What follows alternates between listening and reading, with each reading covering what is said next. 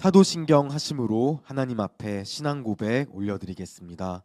전능하사 천지를 만드신 하나님 아버지를 내가 믿사오며 그 외아들 우리 주 예수 그리스도를 믿사오니 이는 성령으로 잉태하사 동정녀 마리아에게 낳으시고 본디오 빌라도에게 고난을 받으사 십자가에 못 박혀 죽으시고 장사한 지 사흘 만에 죽은 자 가운데서 다시 살아나시며 하늘에 오르사 전능하신 하나님 우편에 앉아 계시다가 저리로서 산자와 죽은 자를 심판하러 오시니라. 성령을 믿사오며 거룩한 공회와 성도가 서로 교통하는 것과 죄를 사하여 주시는 것과 몸이 다시 사는 것과 영원히 사는 것을 믿사옵나이다. 아멘. 오늘 우리에게 주신 하나님 말씀은 에베소서 4장 1절에서 4절까지 말씀입니다. 에베소서 4장 1절에서 4절까지 말씀 함께 읽도록 하겠습니다.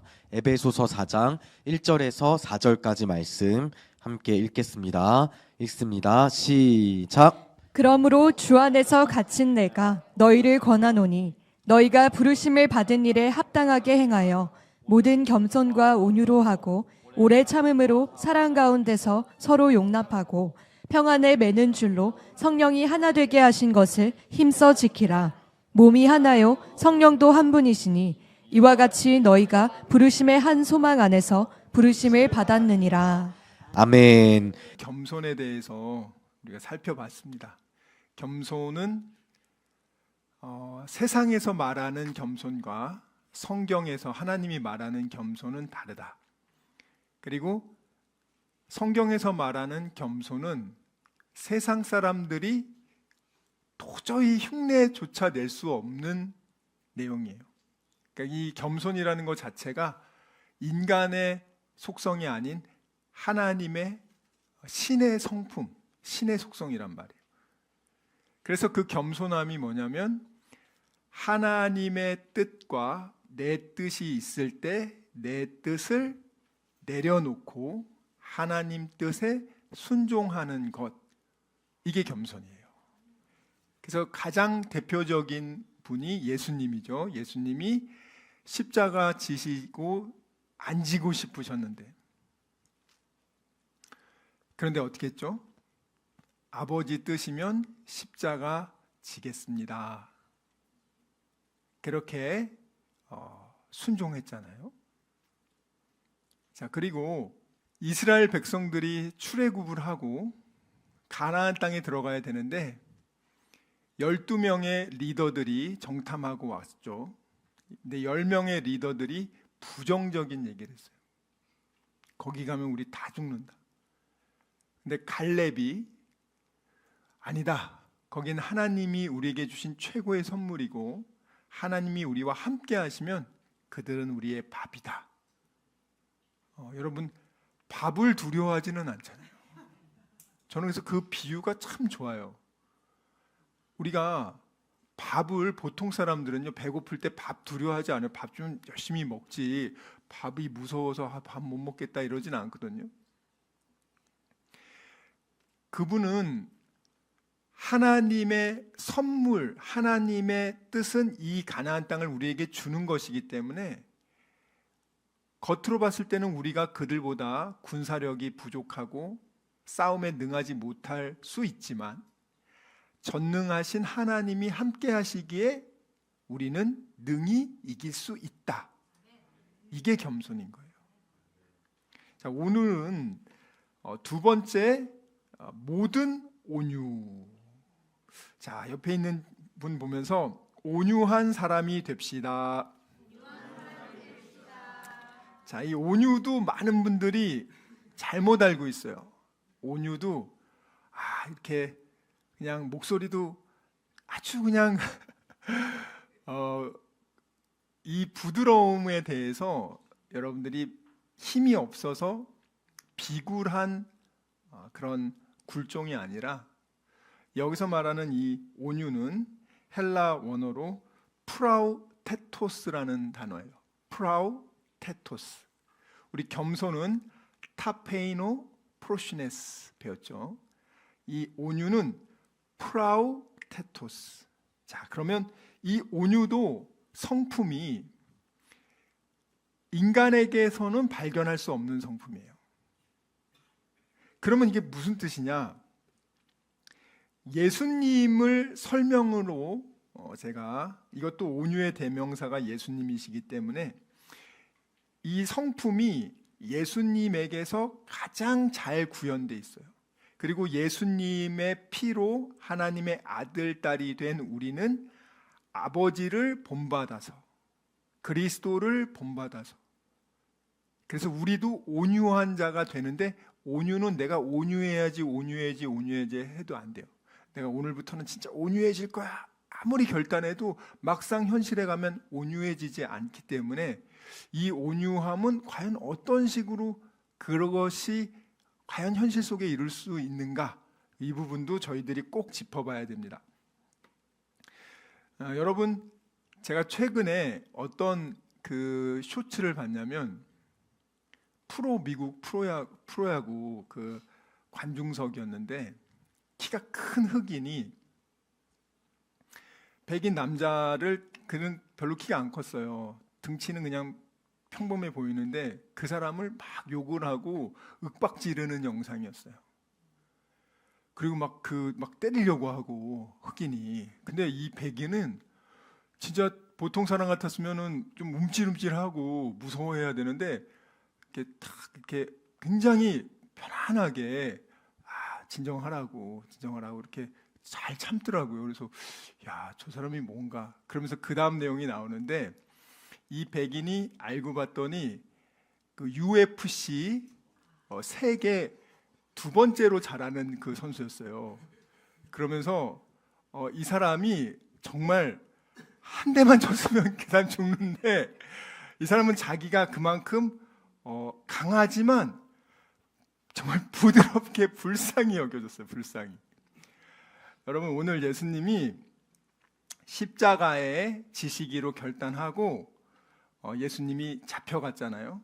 잡혀갔는데 로마 총독 빌라도에게 끌려갑니다. 그래서 빌라도가 신문을 해요. 그러면서 너 지금 말 잘해야 된다. 네가 말 잘하면 내가 풀어줄 수도 있는데, 그러면서 예수님한테 이제 서로 대화를 나누는 부분이 나옵니다. 마태복음 26장 50절에서 54절입니다. 마태복음 26장 50절에서 54절.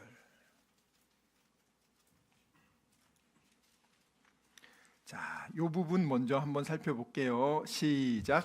예수께서 이르시되 친구여 내가 무엇을 하려고 왔는지 행하라 하신대. 이에 그들이 나아와 예수께 손을 대어 잡는지라. 예수와 함께 있던 자 중에 하나가 손을 펴 칼을 빼어 대제사장의 종을 쳐 그 귀를 떨어뜨리니, 이에 예수께서 이르시되 내 칼을 도로 칼집에 꽂으라. 칼을 가지는 자는 다 칼로 망하느니라.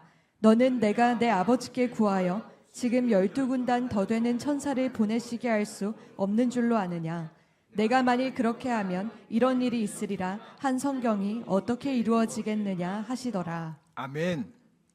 이 부분은 뭐냐면, 예수님이 내가 이제 십자가 지기로 결단하고 그 십자가 지기 전날에 기도를, 모세혈관이 터질 정도로 기도를 열심히 했잖아요. 그리고 기도 다 마친 다음에 가룟 유다가 로마 군인들을 이제 데려옵니다. 거기 여러 그 대제사장이 보낸 사람들하고 다 같이 와요. 그래서 예수님에게 저분이 이제 예수라는 걸 알려주면서 이제 키스하고 바로 사람들이 예수님을 잡으러 옵니다. 그래서 여기 베드로가 대제사장의 종, 이 말고라는 이 종을 베드로가 가지고 있는 칼로, 그 베드로가 성격이 한 성격 하는 거예요. 보통 칼 갖고 다니면서 사람 막 귀 자르거나 그러지 않잖아요. 그러니까 이 귀를 잘랐어요. 그러니까 예수님이 그 귀를 붙여주십니다. 그러면서 베드로에게 뭐라고 얘기하시냐면, 내가 지금 내 아버지 하나님께 구하여 12영 더 되는 천사를 보내시게 할 수 없는 줄로 아느냐. 자, 여기서 지금 이 12영이라고 할 때 이 영이 로마 여단 레기온이라고 하는데 한 영이 6,000명이에요. 6,000명. 그러니까 12영이면 72,000명의 천사들. 그냥 로마 군인 72,000도 어마어마한데 천사 72,000. 요한계시록 보신 분들은 알겠지만 천사 한 명이 엄청난 역사를 이루는 거 아시죠, 여러분들? 한 명이 나라를 정말 망하게 할 수도 있고 살리게 할 수 있을 정도의 권세가 있는데 그 천사들이 지금 72,000명이 되는데 그들보다도 더 부를 수도 있다. 72,000명보다도 더 되는 천사를 지금 내가 하나님한테 요청하면 보내주실 수 있는데 나는 그렇게 안 한다. 왜냐하면 내가 만약에 그렇게 하면 내가 너희들의 죄를 위해서 내가 양처럼 끌려가서 핍박당하고 십자가에 못 박혀 죽임을 당해서 그 핏값으로 너희들의 죄값을 갚아줘야 되는데 내가 지금 순간 화나고 나를 이렇게 무시하고 나를 잡아가고 감히 네가 하나님의 아들 나를 잡아가 하면서 그냥 하나님한테 얘기해서 하늘나라에서 천사 72,000명을 소환해보면 어떻게 되겠어요? 예수님 십자가 안 지시겠죠. 그러니까 예수님이 대제사장들과 서기관과 로마 빌라도 제국 그들과의 싸움에서 힘이 없어서 끌려간 게 아니라고요. 그들을 능히 이길 수 있는 정말 엄청난 힘을 가지고 계셨는데 예수님이 끌려갈 때 발악하면서 안 끌려가고 싶다고 막 그렇게 한 게 아니라 정말 양이 제단에 바치듯이 그렇게 침묵하며 순종하며 끌려가요. 그리고 그들이 때릴 때 맞고 그러면서 여기 이사야 53장 7절에 말한 것처럼 이 이사야가 예수님 오시기 전에 벌써 700년 전에 이 부분을 예언하지 않습니까? 읽겠습니다. 시작. 그가 곤욕을 당하여 괴로울 때에도 그의 입을 열지 아니하였으며 마치 도수장으로 끌려가는 어린 양과 털 깎는 자 앞에서 잠잠한 양같이 그의 입을 열지 아니하였도다. 아멘. 53장 여러분, 이 이사야에 보면 예수님이 어떻게 하셨냐? 4절부터 9절 한번 다 같이 볼게요. 예수님에 대해서 700년 전에 예수님이 오셔서 메시아가 오셔서 이러이러한 일을 겪으실 겁니다 라고 얘기를 했어요. 사실 이거 하나만으로도 굉장히 충격적인 거예요. 왜냐하면 어떻게 700년 전에 쓴 글의 내용이 700년 후에 이루어질 수 있을까? 그러니까 여러분들이 무신론자든 난 종교가 없어 그런 분들도 한번 생각을 해보시란 말이에요. 예수님이 오시기 전에 세계의 역사가 BC AD잖아요. 예수님 오시기 전 before Christ. 예수님 오기 전과 오기 이후로 세계사가 지금 그렇게 쓰고 있어요. 아니, 공자님이 태어난 이전과 이후로 쓰는 게 아니라고. 자, 근데 예수님이 오시기 전에 이런 분이 오실 거야 라고 성경에 구약 성경 39권에 2,000번의 예언이 있어요. 이러한 예언이 2,000개가 있단 말이에요.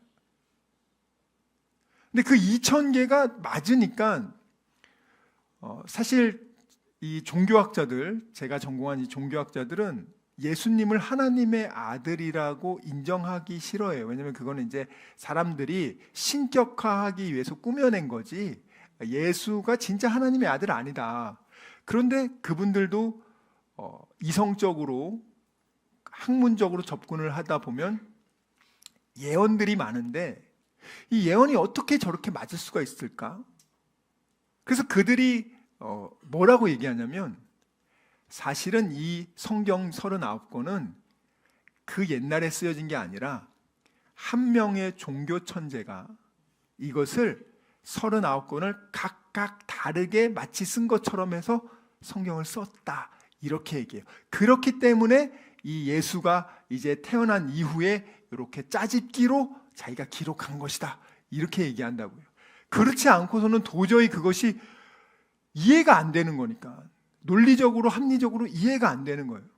제가 그들이 얘기한 부분에 대해서 한번 말씀드렸잖아요. 그 여리고 성이 무너지는 것도 하나님의 능력으로 무너뜨린 게 아니고, 그 200만 명이 동시에 소리 질렀을 때 성이 무너지게 된 거다. 소리의 음파가 중복돼 가지고 굉장한 무슨 파장을 일으켜서 무너지게 됐다. 하여튼 그 예수님 오병이어의 기적도 아시죠? 그것도 정말 하나님의 능력으로 새롭게 계속 떡이 새로 만들어진 게 아니고, 사람들이, 어린아이가 자기 먹을 거를 안 먹고 그 어린아이가 예수님한테 드리는 걸 보고 어른들이 양심의 가책을 받아서 꼽을 쳐뒀던 자기 비상 식량들을 다 내기 시작해가지고 그걸로 나눠 먹었다, 이렇게 얘기한단 말이에요. 홍해 갈라진 거 그거 당연히 안 믿죠. 홍해를 어떻게 갈라? 지금 그 홍해 밑에 그 이집트 전차가 가라앉는 그게 그대로 나타나도 사람들은 안 믿어. 그것도 다 조작됐다 그래요. 아니, 조작된 게 아닌데도 조작됐다 그래요. 그러면서 홍해가 진짜 갈라진 게 아니라 200만 명의 이스라엘 사람들이 안개가 자욱할 때, 해변 얕은 물가를 건너갈 때 그걸 보고 마치 바닷물을 건너간 것이다, 이렇게 신학교에서 가르쳐요. 지금 신학대학원에서. 여러분 한번 읽어볼게요. 이사야 53장 4절부터 9절은 메시아가 오시는데, 그 메시아가 로마 제국을 물리치는 정치 군사적 지도자가 아닌 죄 문제를 해결하기 위해 오시는 거라고 분명하게 얘기를 합니다. 읽겠습니다. 시작. 그는 실로 우리의 질고를 지고 우리의 슬픔을 당하였거늘 우리는 생각하기를 그는 징벌을 받아 하나님께 맞으며 고난을 당한다 하였노라. 그가 찔림은 우리의 허물 때문이요 그가 상함은 우리의 죄악 때문이라. 그가 징계를 받음으로 우리는 평화를 누리고 그가 채찍에 맞음으로 우리는 나음을 받았도다. 우리는 다 양 같아서 그릇 행하여 각기 제 길로 갔거늘 여호와께서는 우리 모두의 죄악을 그에게 담당시키셨도다. 그가 곤욕을 당하여 괴로울 때에도 그의 입을 열지 아니하였으며 마치 도수장으로 끌려가는 어린 양과 털 깎는 자 앞에서 잠잠한 양같이 그의 입을 열지 아니하였도다. 그는 곤욕과 신문을 당하고 끌려갔으나 그 세대 중에 누가 생각하기를 그가 살아있는 자들의 땅에서 끊어짐은 마땅히 형벌받을 내 백성의 허물 때문이라 하였으리요. 그는 강포를 행하지 아니하였고 그의 입에 거짓이 없었으나 그의 무덤이 악인들과 함께 있었으며 그가 죽은 후에 부자와 함께 있었도다. 아멘. 사실 우리가 이것이 700년 전에 기록된 내용이 지금 성경을 아시는 분들은 이게 이루어졌잖아요. 사실 이거 그가 죽었는데 부자의 무덤, 아리마대 요셉, 강남 부자 요셉이 자기 무덤으로 쓰려고 했던 그 무덤을 제공하잖아요. 이 아리마대라는 지역이 예루살렘 지역에서 쉽게 말하면 강남 땅이었단 말이에요. 성경은 여러분들이 오늘 보시면 9절에 이렇게 나와 있어요. 그는 폭력을 휘두르지도 않았고 강포를 행하지 아니하였다면, 여러분 강포가 뭐야 모르잖아요. 그러니까 제가 표준 세번역을 읽어드리는 거예요. 그는 폭력을 휘두르지도 않았고, 왜냐하면 이 사람들이 개 취급해서 자기를 잡으러 와서 막 질질질 끌려가는데 반항하지 않고, 제자들 보고 싸우라고도 하지 않고, 천사를 불러서 싸우지도 않았어요.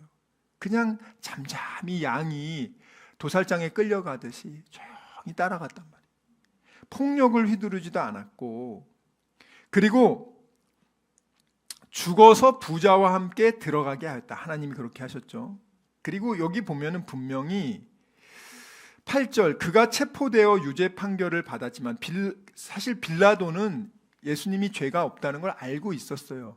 그렇지만 빌라도는 유대인들, 정치 지도자들, 대제사장들에게 또 그들이 예수를 풀어주면은 쿠데타를 일으킬 것 같고 밀란을 일으킬 것 같고, 그리고 오히려 그들이 만약에 빌라도에게 협박했잖아요. 너가 만약에 예수를 풀게 되면 너는 이 자칭 왕이라는 내란 수계를 풀어주는 거기 때문에 내가 로마 황제에게 너 고소할 거야.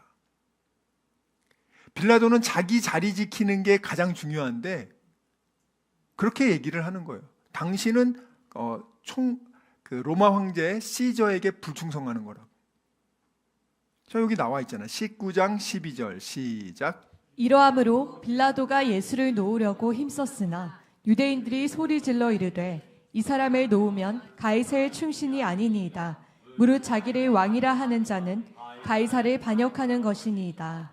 왕이라고 하는 자를 놓아주는 것은 당신이 지금 시저에게, 가이사 시저에게 불충성하는 거다. 그러니 그것을 이제 압박한 거예요, 여러분들. 그러니까 어떻게 합니까? 아, 그래? 그러면 이제 이거는 니네들이 다 책임져 하고 손 씻고 자기는 그래. 그래도 그게 그 사람이 십자가에 못 박도록 내준 거예요. 그 죄가 없어지는 게 아니에요. 그래서 오늘 여기 보면 분명하게 뭐라고 말하냐면 6절, 주님께서 우리 모두의 죄악을 예수님에게 지우셨다. 메시아에게 지우셨다. 이것이 제일 중요한 거예요. 우리 모든 죄를, 인간의 죄를, 여러분들 오늘 교회를 왜 나왔냐? 교회에 오는 목적은 딱 한 가지입니다. 꼭 잊지 마세요.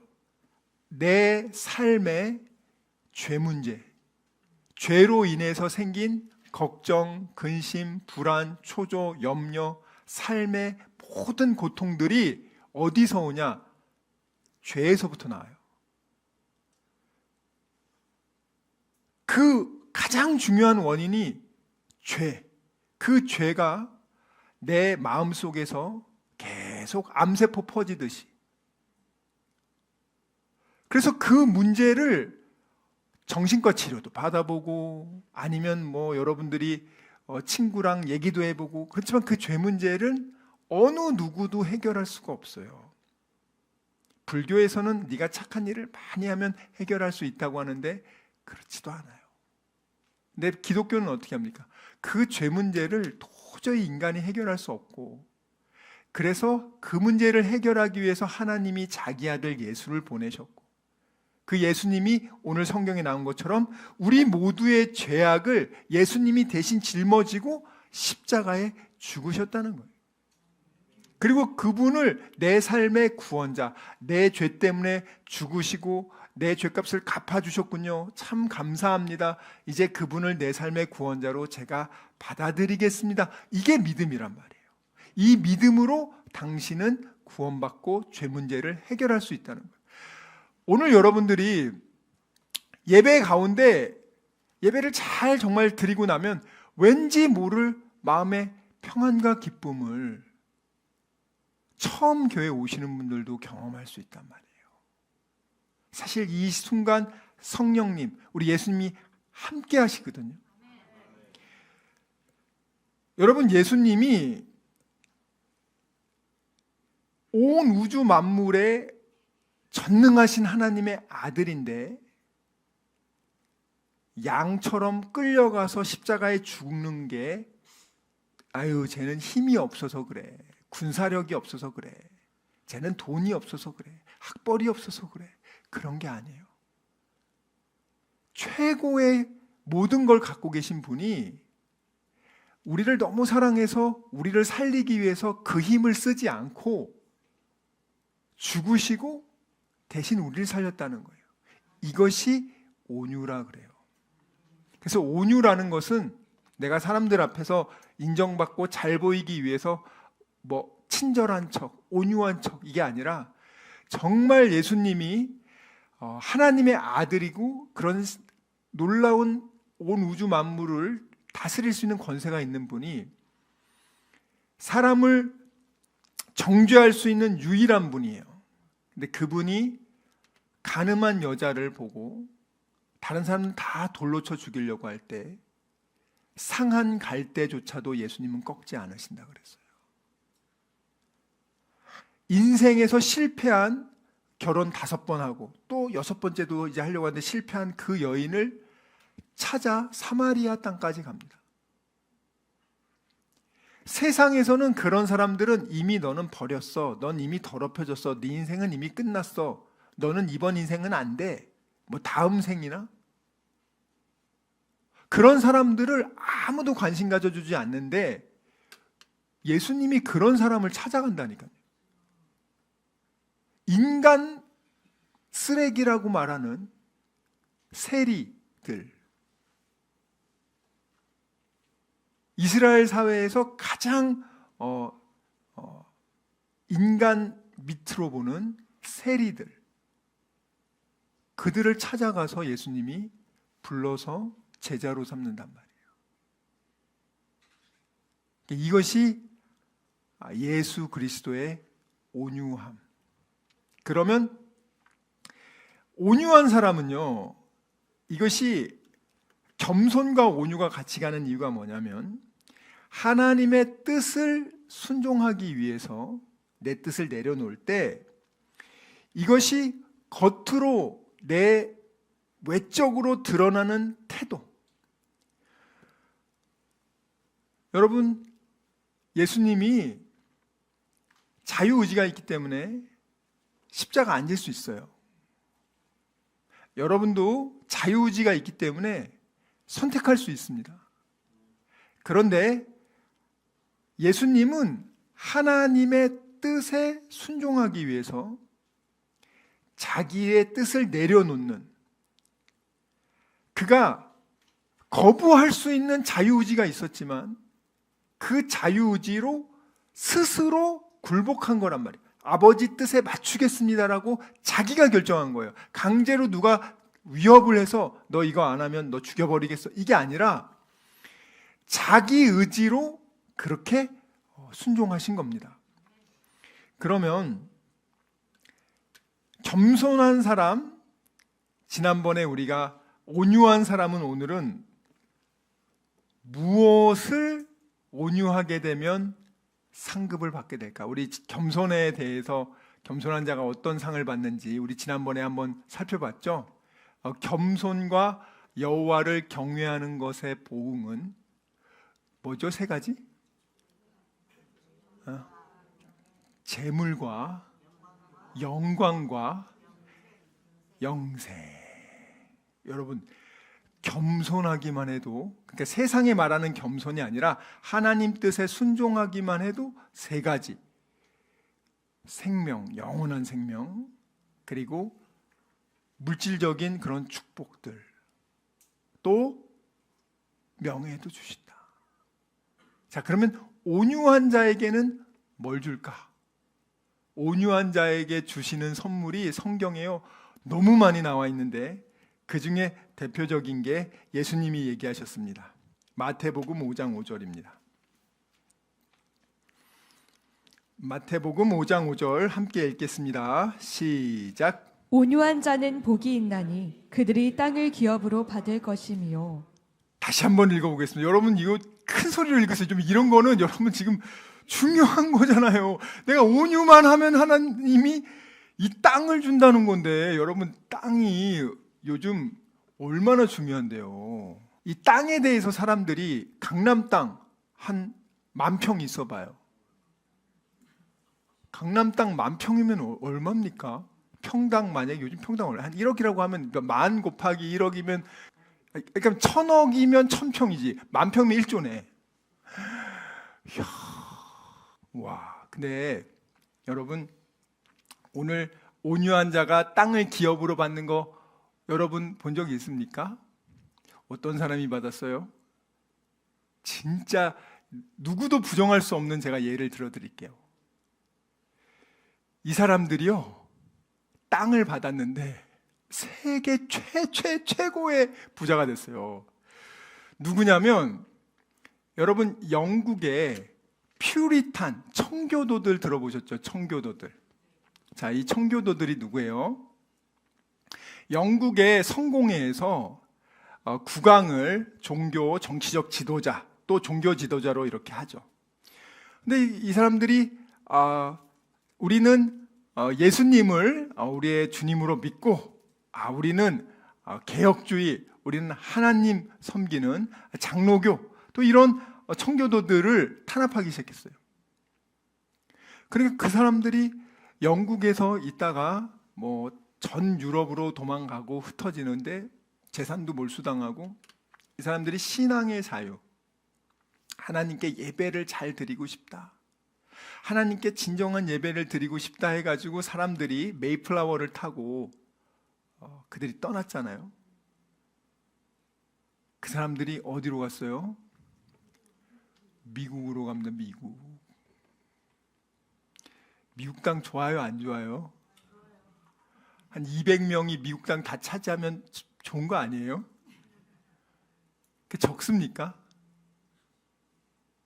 이 사람들이 오직 하나님께 정말 예배 잘 드리고 싶어 하는 그 마음 하나로 거기 있는 거 다 정리하고 또 다 가져가지도 못해요. 정말 가는 중에도 너무 많이 죽었고, 근데 결국엔 그들이 그 좋은 땅을 차지했어요. 하나님이 선물로 줬다고요. 너무 놀랍지 않습니까?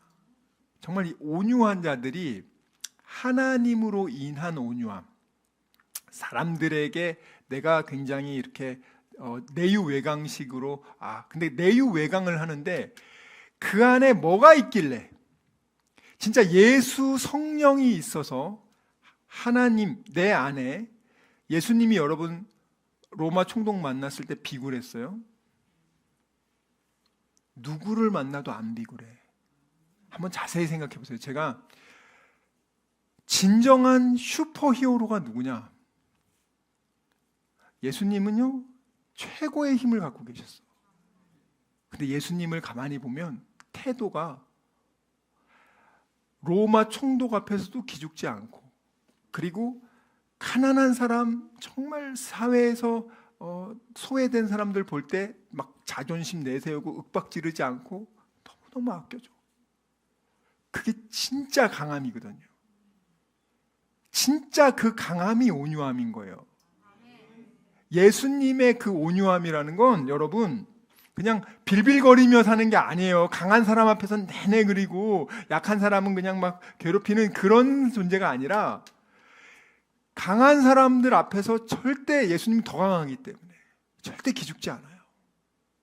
힘을 숨긴 진짜 찐이란 말이에요.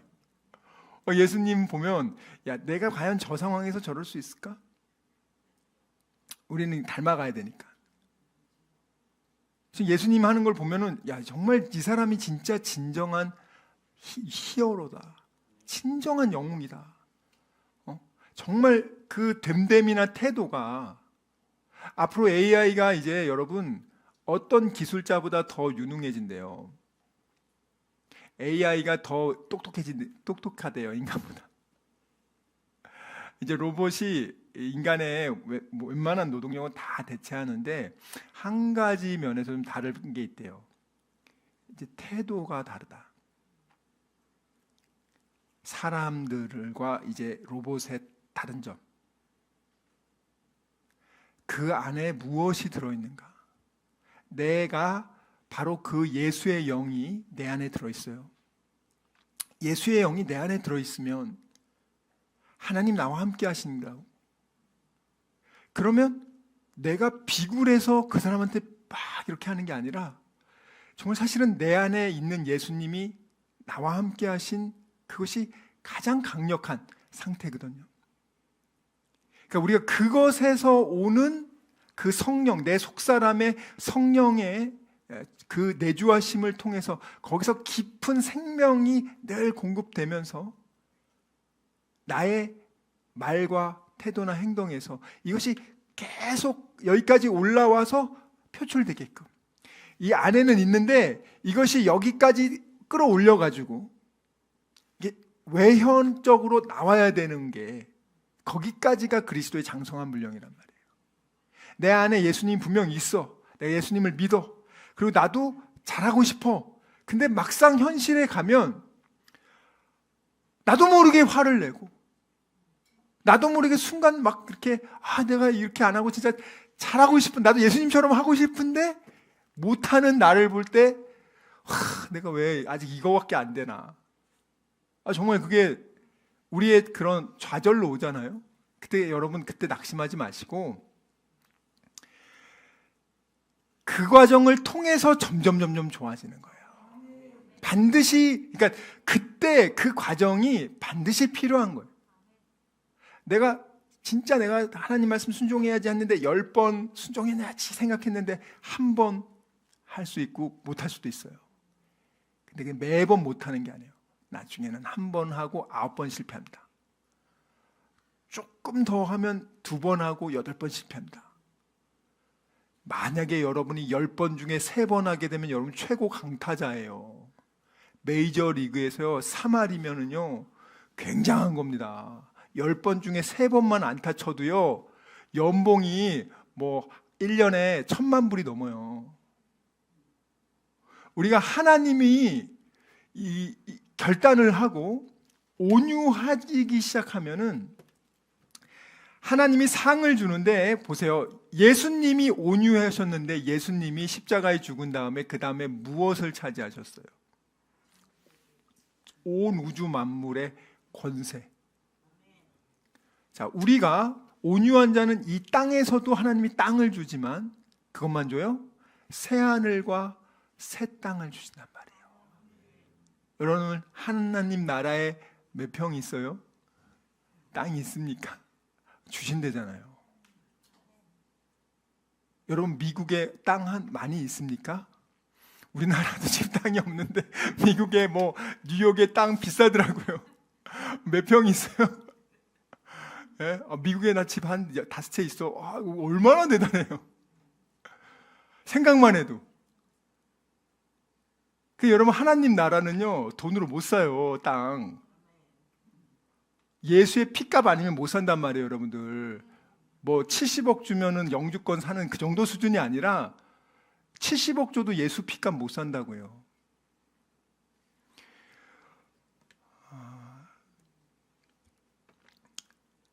한번 우리 성경 말씀 베드로후서 3장 8절부터 13절 한번 읽겠습니다. 베드로후서 3장 8절부터 13절 시작. 사랑하는 자들아, 주께는 하루가 1000년 같고 1000년이 하루 같다는 이 한 가지를 잊지 말라. 주의 약속은 어떤 이들이 더디다고 생각하는 것 같이 더딘 것이 아니라 오직 주께서는 너희를 대하여 오래 참으사 아무도 멸망하지 아니하고 다 회개하기에 이르기를 원하시느니라. 그러나 주의 날이 도둑같이 오리니 그날에는 하늘이 큰 소리로 떠나가고 물질이 뜨거운 불에 풀어지고 땅과 그 중에 있는 모든 일이 드러나리로다. 이 모든 것이 어떻게 풀어지리니 너희가 어떠한 사람이 되어야 마땅하냐? 거룩한 행실과 경건함으로 하나님의 날이 임하기를 바라보고 간절히 사모하라. 그날에 하늘이 불에 타서 풀어지고 물질이 뜨거운 불에 녹아지려니와 우리는 그의 약속대로 의가 있는 곳인 새 하늘과 새 땅을 바라보도다. 자, 새 하늘과 새 땅에 하나님이 내게 주실 그 땅의 기업으로 나를 거기서 왕 같은 제사장으로 삼아 주신다는 거예요. 그러니까 저와 여러분이 신분이 그 예수 그리스도의 피값으로 아들, 딸의 그 사람들의 이 모임이란 말이에요. 한 명 한 명이 그만한 값어치가 있는 거예요. 네가 예수의 피값으로 그 값어치답게 남은 인생 살라는 거예요. 그러니까 예수의 피값으로 하나님의 존귀한 아들, 딸이 됐는데 이제 그 신분에 맞게 살라는 거예요. 그 신분에 맞게 살기 위해서 반드시 3가지를 해야 된다는 거 아닙니까? 하나님의 아들, 딸은 겸손해야 된다. 아버지 뜻을 내 뜻과 충돌할 때 아버지 뜻에 복종하는 게 맞다. 인간의 어린 자녀들이 아버지가 정말 자식 사랑해서 인생을 먼저 살아본 다음에 야, 이건 이렇게 하는 게 참 좋겠다. 속담에 누구 말 잘 들으면 자다가 뭐가 생긴대요? 누구 말을요? 예? 속담에 마누라 말 잘 들으면 자다가 떡 생긴다. 모르겠어요. 요즘 새로 나왔나? 누구죠?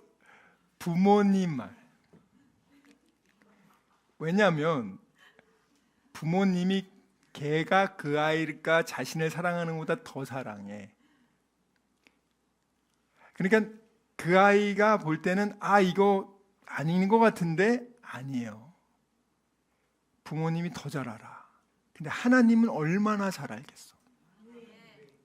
얼마나 잘 알겠어. 아니, 우리를 사랑해서 자기 아들도 죽인 분인데 우리가 하나님의 아들, 딸처럼 살기 위해서 하나님이 제일 잘 알지 누가 더 잘 알아. 그러니까 내 뜻과 하나님 뜻이 충돌될 때 하나님 뜻에 순종하면 갈렙처럼 복을 받고요. 거기는 무슨 땅 받았어요? 제일 좋은 헤브론 땅 받았잖아요. 헤브론 땅. 잘 들어보시란 말이에요. 하나님 말씀 순종한 사람 치고 땅 안 받은 사람이 어디 있어요? 욥은요 동방의 최고 갑부였어요. 얼마나 많이 받았냐면 욥을 뭐 경주 최부자 정도가 아니야. 그리고 하나님이 욥이 순종하고 나서 나중에 또 갑절로 더 줬잖아요. 여러분, 하나님 나라 땅 누가 갖고 있냐고요? 재벌들이요, 제가 하나님 나라 새하늘과 새 땅 한 평 내가 평당 1,000억 줄게요 하면 살 수 있어요? 1,000억 줘도 못 사요. 저와 여러분에게는 하나님의 아들, 딸이니까 그냥 주신 거야. 선물이니까. 그러면 이렇게 존귀한 신분이 나야. 근데 그거에 대해서는 왜 집중을 안 해? 이게 되게 중요합니다. 여러분들이 자꾸 이 땅의 것들을 달라 이렇게 하지 마시고 이미 나에게 주신 것을 깊이 생각하고 이 안에 하나님이 다 주셨으니까 어떻게 하면 오늘 말한 것처럼 온유하면 땅을 준다고 했잖아요. 여러분들도 앞으로 하나님이 주신단 말이에요. 갈렙이 몇 살 때 받았어요? 85세 때. 갈렙이 110살 때 죽었거든요. 그런 자기 인생의 3분의 2 때부터 시작해서 죽을 때까지 그 최고 땅을 받은 거예요. 그럼 여러분들이 이제 120세 살 거니까 여러분들은 이제 80세부터 120세 사이에 그 땅을 받는 거잖아요. 그러면 지금 아직 이제 준비 기간이야. 아직 여러분이 아무리 못해도 100세까지 요즘 100세 사는 사람들 많아요. 그러면 여러분 33이면 66부터 여러분 주는 거야. 아직 다 해당이 안 돼 지금. 얼마나 하나님이 준비를 시켜 우리의 온유함을. 내가 힘이 없어서 비굴하게 굴종하는 게 아니라 정말 힘이 있지만 내 안에 누가 있다고요? 예수님이 세요? 미국 대통령이 세요? 그런데도 감흥이 없어. 하나님이 준 거는 무시해. 누구 덕분에 내가 구원받고 누구 덕분에 하나님 나라의 땅을 갖고 있는지는 몰라. 그러면서 맨날 옛날 하나님 믿기 전에 육신의 정욕대로 맨날 이 땅의 것만 맨날 구해. 그거 구해서 주지 않아요. 온유하면 줘. 하나님의 자녀의 룰은 하나님 말씀을 지키면 주는데 그건 안 지키면서 나는 온유해지지 않고 하나님 말씀 안 지키는데 그냥 줘요 이렇게. 그건 진짜 갓난애기예요. 2살, 3살짜리 땡깡 부리는 애들. 아무 이유 없이 울어. 이거 사달랄 때까지 울어. 걔네들은 너무 어리니까 이해라도 하지만 지금 저와 여러분이 그러면 되겠습니까? 성장해야죠. 한국 교회가 낳기만 말하고 성장을 시키지 않고 성장해서 그리스도의 장성한 분량이 돼서 영혼 살리는 동역자로 거기까지 가기 위해서 하나님 우리를 부른 거 아닙니까? 다른 이유 때문에 부른 게 아니에요. 가장 하나님이 기뻐하는 그 일을 하나님의 동역자로서 아들, 딸이니까 네가 그 일 좀 같이 좀 해줘라.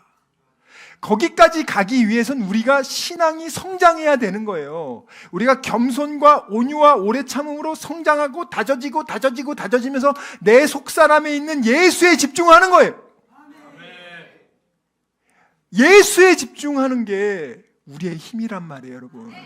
내 속 안에 이미 예수의 생명이 흘러나오는데 이거를 길어 올라서 내가 먼저 흡족하게 받고 이것을 내 옆에 있는 사람들한테 생명을 나눠주는 게 하나님이 가장 기뻐하는 겁니다. 여러분, 저는 그래서 앞으로 저도 그렇고 여러분도 그렇고 우리 진짜 좀 온유한 사람 됩시다. 그 무슨 땅 주나?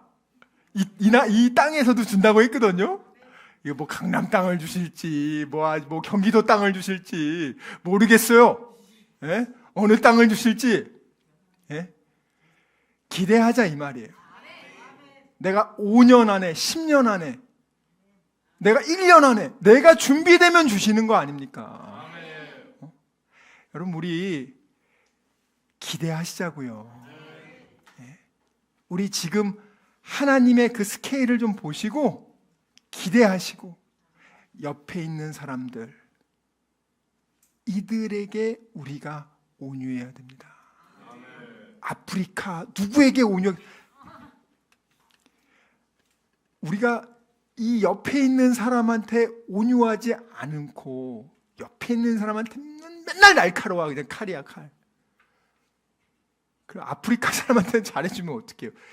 저나 여러분이 빨리 하나님의 이 온유함, 이것으로 우리가 일단 이번 주는 3할은 하자. 10번 중에 3번은 온유하자. 그렇게 되시길 주님의 이름으로 축원합니다. 우리 찬양합시다.